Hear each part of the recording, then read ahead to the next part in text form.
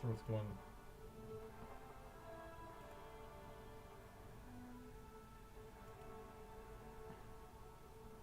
Alright, well, failed to connect to that, so whatever. I'm gonna be watching anywhere anyways.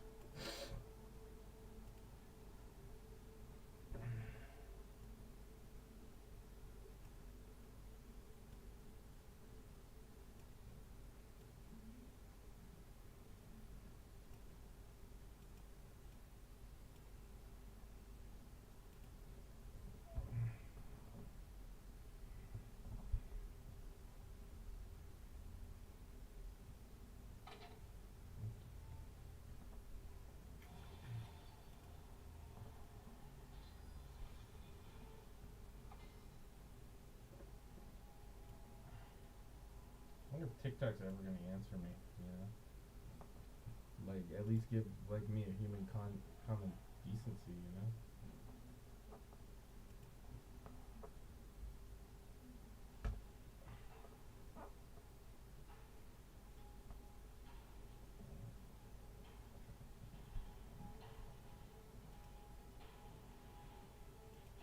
The final confession at the end of this video is genuinely horrifying. Viewer discretion is advised. But before we get into today's story, if you're a fan of the strange, dark, and mysterious delivered in story format, then you've come to the right channel because that's all we do, and we upload 3 or 4 times every week. So if that's of interest to you, please secretly teach the like button's parrot to screech obscenities every time the like button is on a work call. Also, please subscribe to our channel and turn on all notifications so you don't miss any of our weekly uploads. All right, let's get into today's story.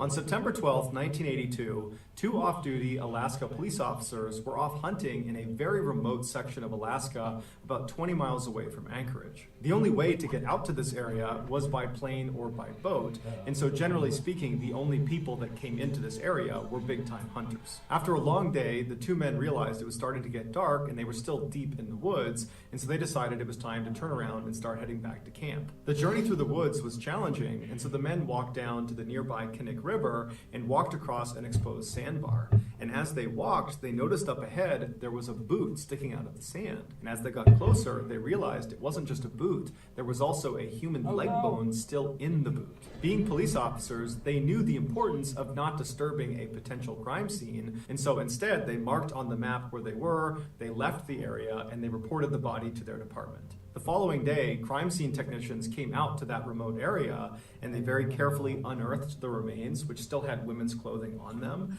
And then afterwards, they began searching for evidence in the area, and eventually they discovered a single shell casing that was a .223 caliber round, which is a common caliber for hunting rifles. The remains were sent back to the lab for an autopsy, and it was revealed this person was a female and she had most likely died at least 6 months earlier. And she had almost certainly been the victim of a homicide because she had died from 3 gunshot wounds. Also during the autopsy, it was discovered that there were no bullet holes on any of her clothing, and so it appeared that she had been shot without her clothes on and that her killer presumably redressed her. Also, they found a hospital bandage wrapped up in her clothing that appeared to have been wrapped around her head, leading some to speculate that she had been blindfolded before she was shot. A couple of weeks after the autopsy, dental records came back and they identified the body as belonging to 23-year-old Sherry Morrow. Sherry was an exotic dancer from Anchorage who had been reported missing 10 months earlier. In her missing persons report, it was stated that the last thing she told her friends was she had been offered $300 to have pictures taken of her by a professional photographer, and she was going to meet this man right before she disappeared. While police were fairly certain that Sherry's killer was this so-called photographer, they had no evidence that would allow them to search for this person. They had nothing. All they had was this shell casing that was commonly used amongst hunters. There's lots of hunters in Alaska. So the police reported the finding of Sherry's body to the media in hopes that when they put that out to the world, that someone from the public would reach out with more information. During the police's press conference, one of the reporters asked them, do you think Sherry's death is connected to the other unsolved deaths in that part of Alaska? What they were referencing was 2 years earlier, 2 other women's bodies had been discovered in that rough area where Sherry had been found. One of the women was so badly decomposed there was no way to identify her. However, it was revealed she was probably in her late teens or early 20s. The other woman was able to be identified. It was 24-year-old Joanne Messina, who was an exotic dancer from Anchorage. But there was virtually no evidence at either of the two women's grave sites, and so their deaths remained a mystery. Publicly, at this press conference, the police told reporters that they did not believe Sherry's death was connected to those two other women. But privately, some officers had their suspicions. Not only had these three women met similar fates in a similar area, but over the past couple of years, there had been a significant increase in missing people out of Anchorage, Alaska. And most of these missing people were young women that were either exotic dancers or prostitutes. This convinced many officers that they were dealing with a serial killer, but there just wasn't any evidence to actually prove it, so they couldn't come out and say it publicly. Over the following year, no new information came out about Sherry Morrow or the other two deceased women that had been found in that same area, and so all three of their cases just continued to languish. Meanwhile, more and more exotic dancers and prostitutes were going missing out of Anchorage, and no one knew why. Then, on June 13th, 1983, the police got a break. Early that morning, a man driving a truck turned onto a quiet Anchorage highway, and as he was making his way down the road, he saw up ahead on the side, there was this woman running towards him, screaming with her hands over her head, and she wasn't wearing pants or shoes. And so obviously he knew something was wrong, and so he pulled over, and as this woman is charging up towards him, he notices she has a handcuff on one of her wrists, and she appears to be a lot younger than he initially thought. She's probably in her late teens. And so she comes running up to his car, he unlocks the passenger side door, she flings herself inside without even asking for permission, she slams the door behind her, and then ducks down to keep her head out of the window, like she's trying to hide from something out there. Now this man looked out and he didn't see anyone or anything, but he wasn't going to wait around for whatever it was she was scared of, and so he just made a gut decision to take this girl away from here. And so he peeled off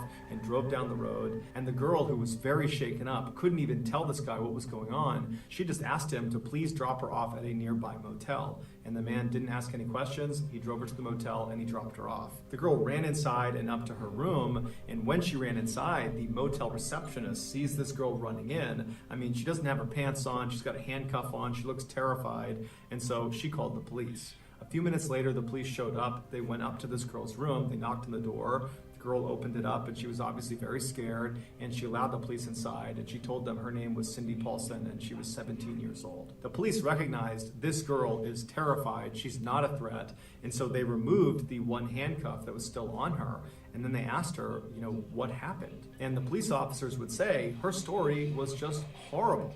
But what stood out to them was not how disturbing the story was, it was how composed and brave this girl was as she told it. This is her story. The night before, Cindy was working the streets of Anchorage. She was a prostitute, and a car pulled up, and inside was this wiry, bearded guy with glasses who seemed kind of slight and harmless, and he asked to buy her services. And because she didn't view him as a threat, she agreed and hopped in his passenger seat, and as soon as she sat down, he reached over and put a handcuff on one wrist and then drew a gun on her and told her to be quiet. And then he drove her to this fairly nice neighborhood, pulled into a driveway, he got her out of the car and led her into this house, and he brought her along downstairs into the basement, where as soon as she got down there, there was a dim light, and she saw there was a chain swinging from the ceiling. And he strung her up onto that chain, and for hours he assaulted her. And then after he grew tired of doing that, he told her he was going to go take a nap, and when he came back, they were going to leave this house and go out to his cabin in the woods. At this point, she begged him to let her go, but he really didn't care. He just told her that if she made any noise or tried to escape at any point, he would have to kill her. And then he walked out of the room. And for the next several hours, Cindy remained chained to the ceiling with half of her clothes off, wondering what horrible thing was going to happen to her next. Eventually, her attacker came back in the room, and he untied her from the chain, and he walked her upstairs to his living room, where he very proudly showed her a number of hunting trophies he had. And he began telling her about how much he loved hunting and where he loved hunting. And it was at this point that Cindy realized this guy has no intention of keeping her alive. He's shown her his face, his house, his car. He's told her about places he likes to go and things he likes to do. He's given her all this information about himself. She is a huge liability. And so it's come on her that if she didn't find a way to escape, she was gone. After the trophy tour, the man led Cindy back out to the car. He put her inside, then he drove to a nearby small airport where he said his plane was. And so he pulled over to their hangar, he got her out of the car, and he put her inside of the plane.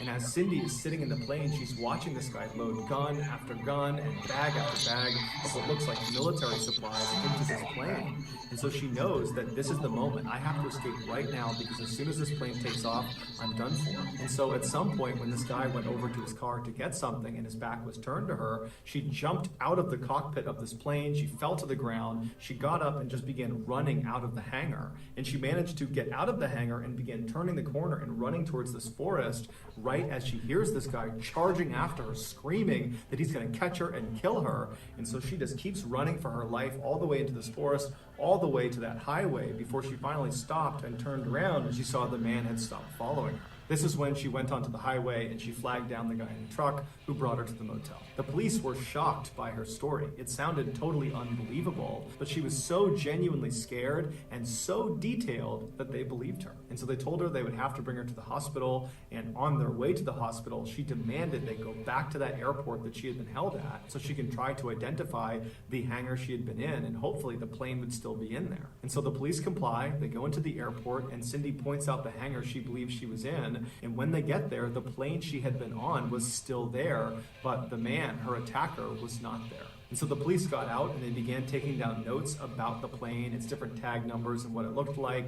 And while they're standing there, the security guard from the airport came over because he saw the police cars, and he told the officers that the night before he had seen the owner of the plane they're looking at acting very suspiciously with something inside of his car. And so on a hunch, he had recorded that man's license plate number, and he gave that number to police. And so the police were able to use that license plate number and some of the numbers on the plane to figure out who owned both vehicles. And it was a local man named Robert Hansen who owned a very successful bakery downtown. After dropping Cindy off at the hospital, the police officers decided to pay a visit to Robert Hansen at his house. When they got there, Robert was actually pulling into his driveway right at the same time, and they saw his car matched the description that Cindy had given of his car.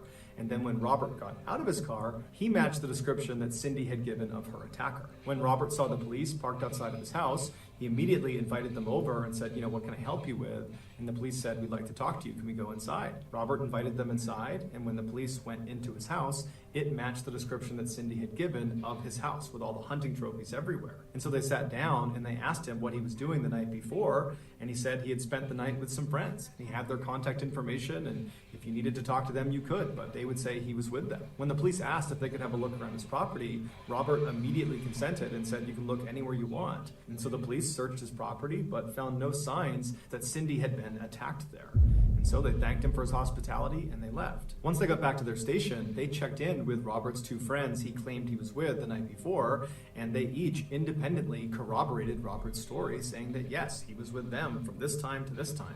And so it appeared, as unlikely as it seemed, that Robert was telling the truth. And so the police went back to Cindy and they said, are you sure that everything you told us is exactly as you remember it? You didn't exaggerate anything? This is the truth? And Cindy said, absolutely. And they said, okay, well, are you prepared to take a lie detector test to prove that you're telling the truth? And Cindy said, no. Now, it's unclear why she said no. Maybe it was a general distrust of the police. But either way, when she said no, it immediately cast an enormous amount of doubt on her story in the eyes of the police. And when Cindy started to pick up that the police really didn't believe her anymore, she got spooked and just left town. And after that, her case and Robert Hansen were largely forgotten about. But 3 months later, on September 2nd, all of that changed. On that day, a construction crew was doing some work on a backcountry road not far from where those 3 women's bodies had been found. And at some point, one of their machines uncovered some human remains. The police were called in, who pulled up the rest of the remains, and then just like in Sherry Morrow's case, when they looked for evidence around this new body, they found a single shell casing from a .223 caliber round. The remains were brought back for an autopsy, where it was determined that the body was female and she had died from several gunshot wounds. Using dental records, they were able to identify this woman as being 17-year-old Paula Goulding, who was an exotic dancer who had gone missing 5 months prior from Anchorage. The police sent the .223 shell casing found in Paula's gravesite, along with the other .223 shell casing found in Sherry Morrow's gravesite, to a lab to be analyzed. And it was quickly determined that both of these rounds had been fired from the same rifle, and therefore both women had most likely been killed by the same person. This was the moment the police knew they were dealing with a serial killer. and many police officers wanted it to be Robert Hansen. He seemed like the guy, but he had a rock-solid alibi, and they had no hard evidence against him. And so without any other suspects, the police turned to a famous FBI profiler, that of the name of John Douglas, and they asked him to build a profile of who he think killed Sherry Morrow and Paul Gruden. And when John's report came back, the police were shocked. The profile described a man in his 40s who blended in easily with society. He was well-liked and got along with people and was just a normal guy. And he was successful, probably because he owned a successful business. He was an avid outdoorsman and hunter, and he most likely had a significant speech before. The list always stuck. The profiler was perfectly describing Robert Hansen. And because of John Douglas's prolific success in correctly identifying killers based on his profiles, when a judge saw this particular profile and saw how neatly it lined up with Robert Hansen, he gave the FBI a search warrant for Robert's house. And this time, they would find very damning evidence, like a map of the local area. It was a hunting map, and on it, there were 37 X's marked off. And some of those X's coincided with the same area where those 4 women's bodies had been found. They also found a .223 caliber rifle, along with a bag of women's jewelry that contained a necklace belonging to Sherry Morrow. As the FBI was carrying evidence out of Robert's house into their truck, a neighbor walked over after seeing all the commotion, and she walked up to one of the agents, and she was very skittish and anxious, and she said, you know, my husband, he's friends with Robert, and he recently pretended to be an alibi for Robert. He had no idea how much trouble he was in, and I certainly didn't know, but I want you guys to know that my husband was lying. He was not with Robert on the night that he said he was. This was the proverbial nail in the coffin for Robert Hansen, because now, without this alibi, he had nothing to hide behind. And so when the police approached Robert with their overwhelming evidence against him between what they found in his house and this now recanted statement from his former alibi, Robert said, okay, I'm going to confess. But there was a catch. He was only willing to confess to murdering the 4 women whose bodies had already been found by police. Now, the police knew Robert had almost definitely killed more people, and so at this point, they just wanted to know who the other victims were and where they were. And so they offered Robert a deal where he would confess to those 4 murders and then give additional information about other victims, where they were located, who they were, what happened to them. In exchange, they would not prosecute him on any other victims he named. And so Robert agreed to these terms, he signed the deal, and then he gave a full, horrifying confession. He said he would drive around Anchorage at night and look for young, vulnerable women that were all alone. These were usually prostitutes out on the street, or they were exotic dancers he would try to befriend inside of clubs. And when he approached these women, he would tell them he was a professional photographer, and he thought they were beautiful, and he wanted to take photos of them, and he would pay them for the photo shoot. And many of these women were aspiring models, and they were really excited at this idea, and so they would agree to go. And so Robert would tell them to meet him the next day at a particular location, which was usually a fast food restaurant. And Robert would show up much earlier, and he would hide in his car, and he would wait to see when they showed up if they were alone or not. And when he saw they were alone and they had no one to help them, he would drive up and he would ask them to get in his car. What these women couldn't see was on the inside of the passenger side door was a handcuff that was already latched on to the door itself, and there was an open cuff waiting for them as soon as they got in. They would get in the car, he would reach over them and act like he was helping them put on their seatbelt, and then as they're kind of looking at him, wondering what he's doing, he would grab their wrist, throw it in the open handcuff, and then he would draw a pistol and hold it against their head and say, "Be quiet." During his confession, Robert bragged to police that he had done this so many times, putting the handcuff on and drawing the pistol, that it was like muscle memory for him. Once he had the women handcuffed inside of his car, he would drive them back to his house and he would bring them into his basement and he would chain them up to the ceiling just like Cindy had described. And then after assaulting them for hours, he would take them out of his basement, put them in his car, drive out to the airport. He would put them in his plane, but unlike Cindy, these women didn't escape. And he would take off and he would fly them out to his cabin, which was not far from where those 4 bodies had been found. Once he got the women into his cabin, he would undress them and put a blindfold on them, and then with their handcuffs still on, he would assist them out the front door and tell them to run. And they would take off as fast as they could into the woods, running into trees, falling over, but just running for their lives, believing their ordeal was now over. They just had to get away from this guy. But what they didn't know is their ordeal was just starting. Robert had no intention of allowing them to escape. He knew there was deep water that surrounded his cabin, and so if they actually made it that far to the water's edge, they would drown. And so Robert would give these women a significant head start to give them the sense that they actually might escape. And then Robert would grab his knife and his hunting rifle and he'd head out and begin stalking his prey. And for the next several hours or days, he would walk around the woods looking for these women, and he would just stay off watching what they were doing. And at some point, he would sneak up on them and he would wound them intentionally, usually with his knife, and then he had a blood trail to follow. And he would follow these dying women who were screaming out for help. And at some point, these women would know they were going to die. There was no hope for them, and they would collapse or they would stop. And at that point, Robert would walk up to them and he would shoot them. Afterwards, he would remove their handcuffs, he would redress them, and then he would bury them in a shallow grave. Before he was carted off to prison to serve a life sentence without the possibility of parole, he was brought out by authorities to help identify where other grave sites were in that hunting area. But he was only able to find 8 additional victims because he would go to different grave sites and the remains would not be there anymore, most likely because animals had ransacked the area, or he just simply forgot where it was, or he didn't want to share any more information with police. Robert never confirmed if all 37 of those X's on that map that was found are actual sites of victims that he buried. But investigators say that's exactly what they were, and in fact, many believe there are other maps with more X's on them. But the police could only confirm 17 victims. If there were more, we probably will never know, because in 2014, Robert died in prison and he took those secrets to the grave. So that's going to do it, guys. If you found the secret in today's episode, let us know in the comments what it is and where you found it, so give us the timestamp. And if you're the first to do that, we will pin you at the top of the comments section. If you got something out of today's video and you haven't done this already, please secretly teach the like button's parrot to scream obscenities every time the like button is on a work call. Also, please subscribe to our channel and turn on all notifications so you don't miss any of our weekly 3 or 4 video uploads. If you want to get in touch with me, you can direct message me on Instagram or on Twitter. My username for both platforms is the same. It's JohnBallin416. I also have a ton of content over on TikTok where my username is Mr. Ballin. I also have a second YouTube channel called Mr. Ballin Shorts where I post random short videos and lost episodes. If you have a story suggestion, please submit it to our subreddit just called Mr. Ballin. It's linked in the description below. So whether I see you on Instagram, Twitter, TikTok, Reddit, YouTube, or some combination, just know that I really appreciate your support, and until next time, that's going to do it. See you.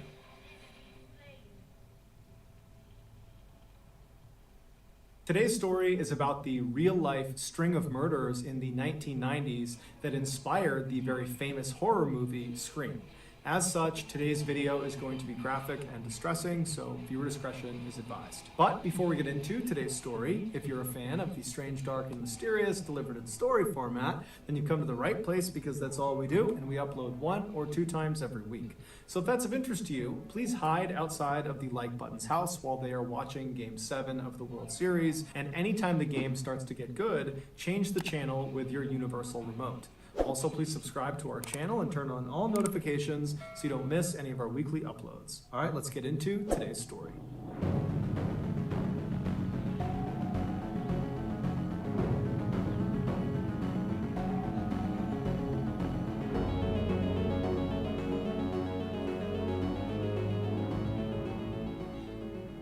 On Sunday, August 26, 1990, a 56-year-old woman named Patricia Powell and her husband, Frank, pulled into a parking lot right outside of this beautiful 3-story apartment complex in Gainesville, Florida. Gainesville is this beautiful little town in northern Florida that is home to the massive University of Florida, which is known for their big-time football team and their big-time college party scene. Patricia and Frank's daughter, 17-year-old Christine, was going to be a freshman that year at the University of Florida. And apparently she had been so excited after getting her acceptance letter that her dad, Frank, had gone out and got a gold necklace for her that had the school's mascot, an alligator, dangling from it. And Christine wore it all the time. 2 days earlier, Christine and her new roommate, 18-year-old Sonia Larson, the two had actually... Okay. I don't know what's wrong with this, but screwed up. My whole thing's screwed up.